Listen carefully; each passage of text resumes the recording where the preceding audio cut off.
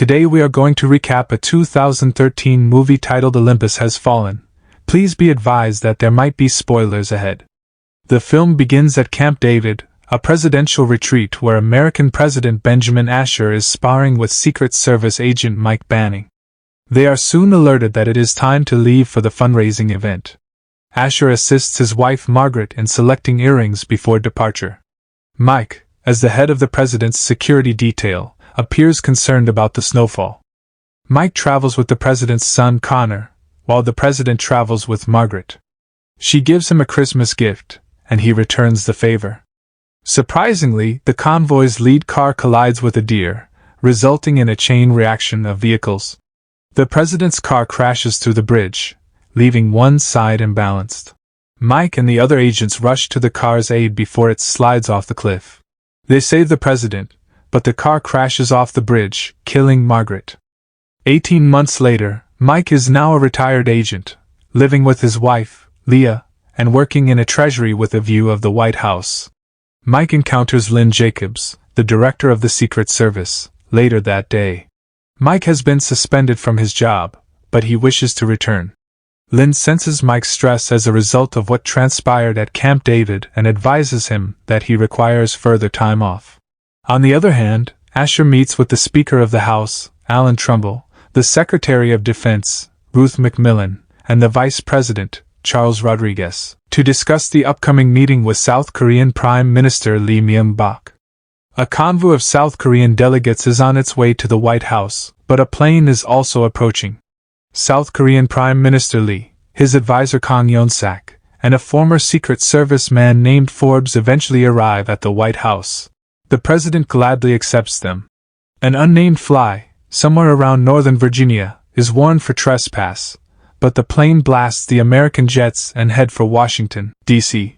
The president is alerted to the impending threat and is sent to a bunker with Mr. Lee to secure them. A jet is dispatched at Andrews Air Force Base to investigate the situation, and the majority of the agents are armed. Shortly, the unknown plane begins shooting at everyone outside the White House, including civilians. Mike hears the commotion and rushes out, perplexed by the entire event.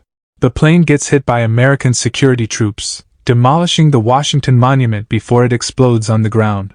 The president requests that Compound 1 be activated so that he may speak with the Pentagon, Homeland Security, and NASA about the incident. Outside, Mike witnesses two suicide bombers at the White House gate, as more Korean terrorists start more strikes. Both parties engage in combat.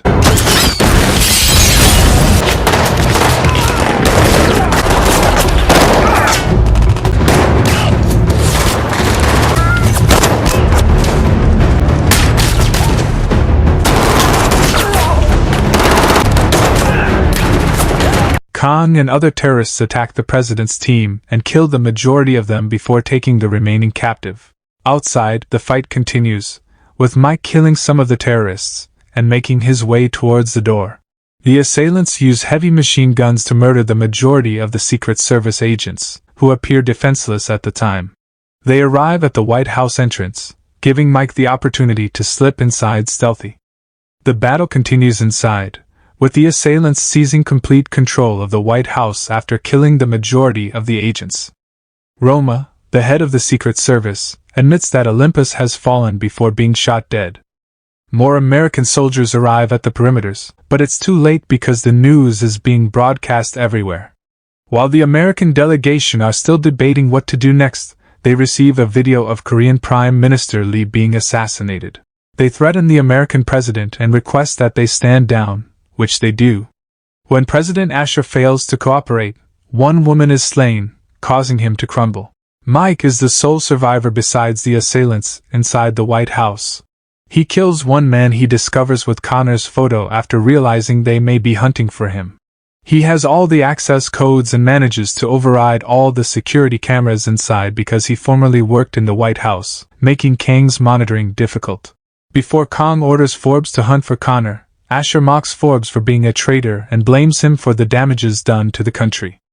The speaker arrives at the Pentagon crisis room, where he takes over as acting president because the president and his vice president are both imprisoned. Mike makes it into the Oval Office, where he receives transmission to contact the crisis room delegates. Jacobs recognizes him and advises the other men to put their trust in him.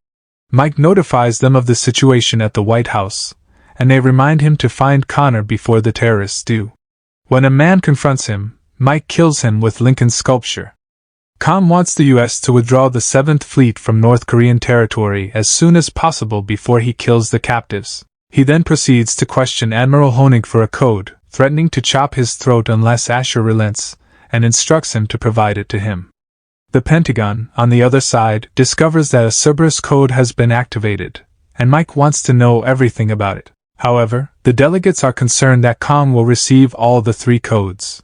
Khan learns of Mike's presence in the building and instructs some guys to look for him. The search begins immediately. Mike locates Connor and reports to the Pentagon, but he soon notices several men coming. Mike and Connor have already left by the time they shoot. Mike is now strapping Connor and preparing to transfer him through the ventilation system, assuring him that his father is safe and that he will save him. He pulls him through, despite the fact that the search team is still on the scene. As Connor passes away, Mike notices one of them and breaks his neck. With a squad waiting outside to pick up Connor, he is secured, and Mike is notified. The interim president delivers a speech that instills optimism in the people. Mike punches some goons and interrogates them, but they refuse to cooperate, so one of them is killed. He asks the second one who their leader is, and he discloses his name is Kang Yon-sak. This information assists the Pentagon in learning everything there is to know about Kang and his final acts. It is discovered that he has long been an underground terrorist. Kang tries to extract a second code from Macmillan, who appears resistant, but Kang assaults her and she still refuses to give it up. However, Asher tells her to give it up, resulting in the activation of the second Cerberus code. Forbes encounters Mike, who is unaware of his deceit, and they engage in a brief dialogue, with Forbes appearing to care about the president. Forbes inadvertently spills Kang's name, which awakens Mike because no one knew the name apart from him and the Pentagon. Suddenly, a brawl breaks out. Mike commands him to phone Kang and notify him that he has murdered Mike before finally killing him. The Pentagon attempts to send a crew to the rooftop with the Black Hawks, but Kang orders the Hydra arrangement when he learns of their plan. Mike discovers Hydra 6 and advises the Pentagon to cancel the expedition, but they persist. He is attacked by 2 men, whom he promptly murders. Hydra shoots the Black Hawks, destroying 5 of them before Mike gets an RPG to hit it. Kang becomes enraged and murders the vice president live on camera. He gives the Pentagon 1 hour to remove the 7th Fleet and seeks an evacuation via chopper. Mike goes past Kang's security and taunts him about Connor's safety. He then prevents him from releasing any additional film. Kang is now compelled to drag Macmillan outdoors in the hopes of executing her in front of the cameras. However, Mike fires first and disrupts, allowing Macmillan to be secured. The incident is covered by the media, and the response of South Korea is announced. Trumbull issues a call to the 7th Fleet and the troops in the DMZ. The chopper is set up as requested, but the prisoners are covered, making it impossible for American soldiers to distinguish the president. The soldiers fail to fire, allowing the helicopter to fly away. However, it bursts in midair, shocking the Pentagon into believing the president is dead, but the news has yet to confirm this. Kang and his team successfully crack the 3rd code, setting all of America's nuclear missiles to self-destruct. The goal is to kill American citizens with American weapons. Kang and Asher are now evacuating, but Mike runs into them and they fight. Asher is shot in the incident while Mike continues to battle Kang.